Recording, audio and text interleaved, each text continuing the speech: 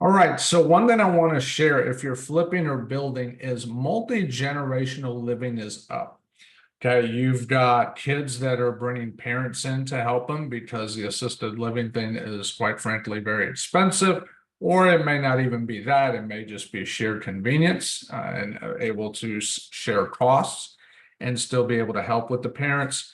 You also have parents taking kids back in because they tried living out on their own and it's really expensive. So they're coming home. In some cases, the kids don't leave. So there's a number of scenarios that can play out. But the key is when you're flipping or building today, if you have the opportunity to create a space that welcomes this type of living, that's something you may want to take a look at in your budget and make it clear in your project as a value add, because there's more and more people that are seeing this exactly for that purpose. An example of this would be neighborhoods. Maybe they have like half-acre lots with a decent length driveway. Now it's easy to park multiple cars. People can have their space. And so, these types of houses, of which, of course, there's millions and millions of them, can be great candidates for this type of cost being built into your budget for the job.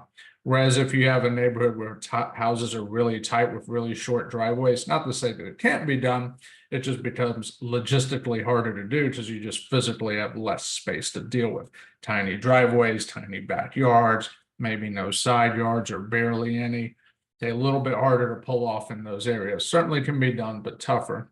So again, if you have the opportunity to build this could be a value add that could be very attractive in the months and years ahead in these inflationary times that, quite frankly, even if the rates come down a little bit, it's certainly not going to go back to the 2% and 3% mortgage rates we see in the past. At least nobody thinks that's going to happen. So hope you found this helpful. Feel free to follow me on my social media links below. Feel free to like, share, subscribe this YouTube channel.